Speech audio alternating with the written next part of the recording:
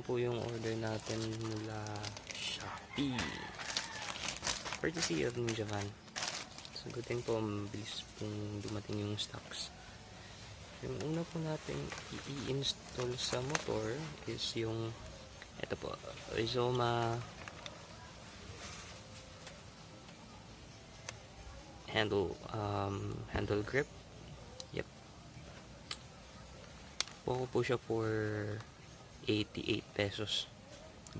Goods natin yung quality niya. Check natin.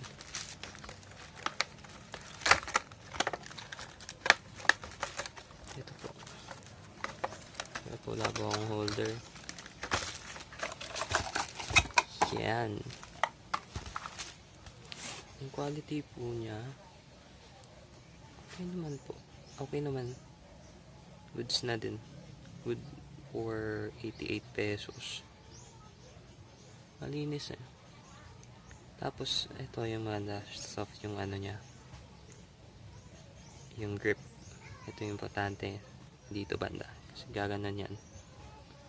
So, dito, parang nakayos yung arm mo. Tapos, ito, removable pala siya. Chinek ko kanina.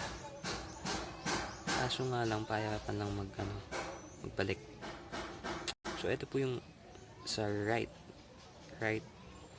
portion. Ito yung po yung sa silinyador. Sa throttle. Ito po yung sa left. Notice nyo po mas maliit yung ano nya. Yung butas. So, okay. Lagay na natin. And okay, so kakabit na po natin. Sisimul po tayo dito sa left side. Yung right side mamaya na medyo pahirapan yan eh. So, eto. And bagay, diba? So, hanapin natin, tanggalin po muna natin to. Yan, smooth lang.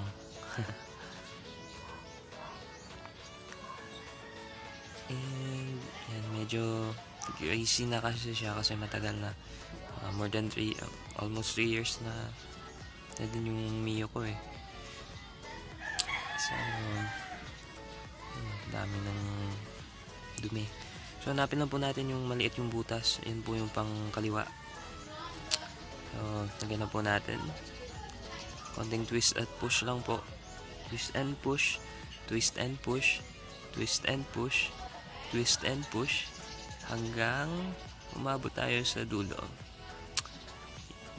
Yun. Malapit na. Ayun. And then, ayusin lang po natin konti sa desired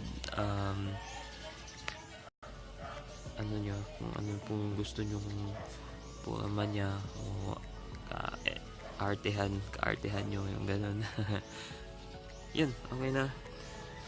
So, after nito, punta na po tayo dun sa right side.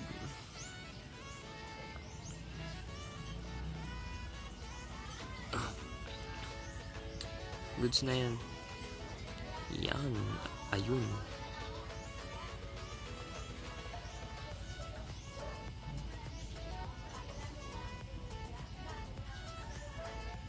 So, yep.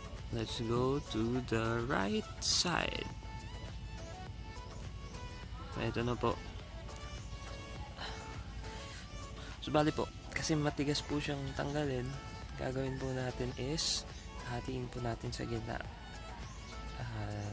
Maghahati po tayo. Gagamit tayo ng cutter. So, medyo ingat lang po sa paggamit ng cutter kasi delikado po. Kung wala naman sigurong batang gagawa na ito, pero kung meron man, ask assistance from the elders or mga matatanda kasi hindi ka na ako madali dyan. Nakita nyo sa next sa mga susunod na video after neto. So ito po, medyo may grooves po siya at tatanggalin din po natin tong sa dulo kasi hindi natin mapapasok yung Rizoma handle grip. So gagamitin ulit natin yung cutter which is Yan po yung medyo delikado na part. So, wala, eto, nag-iisip-isip pa ako kung anong gagawin ko. So, ayun na. Kuha ako ng cutter. So, yan. Fast forward po tayo next video. Eto na. Tatanggalin na po natin. And as what I've said po, ingat po sa paggamit ng cutter. Napakadelikado po.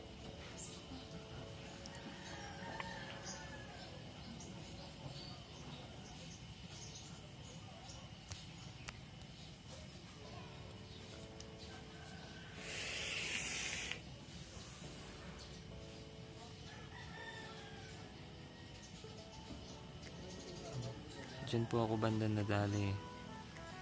Advice po medyo yun, buti ka na pulso, buti na lang wala. Advice lang po, medyo ingat lang po, layo natin yung kamay natin sa cutter kasi may tendency po na dumulas yung yung pagtabas natin, tamaan tayo sa kung saan mang pakti ng katawan yan. So, dapat ingat po lagi.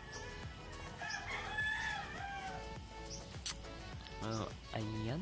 So, tapos na. Then, after nyan, lalagay na natin yung handle grip.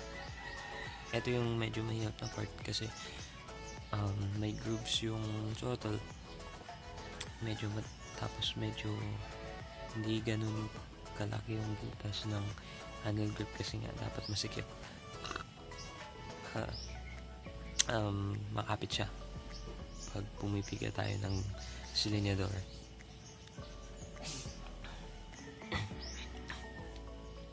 Ayan po, ikot lang, konting push, ikot, konting push, ikot, konting push, ayan, so on and so forth. Ulit-ulit lang hanggang sa pumasok siya completely.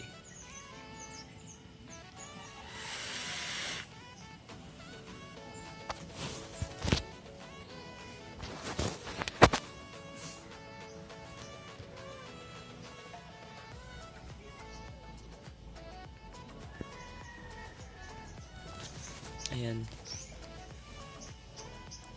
Medyo malapit na, so konti na lang. Effort ako dun sa video.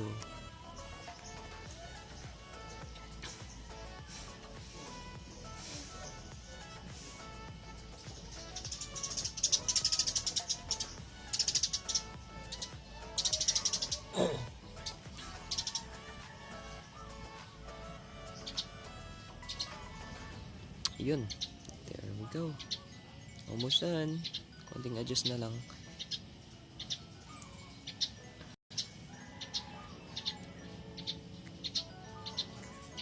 Alright, and we're good to go.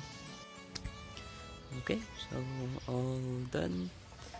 Ito na po yung ating brand new handle grip Rizoma, courtesy of Shopee, delivered by Ninja Fan PH. Yan. Okay. And eto po, medyo mga dumi-dumi lang siya ng konti. Pero all goods na, konting linis lang. And as what I've said earlier, okay po siya sa kamay. And yeah, there we go. Okay po lahat. Please like, comment, share, and subscribe po. Bye!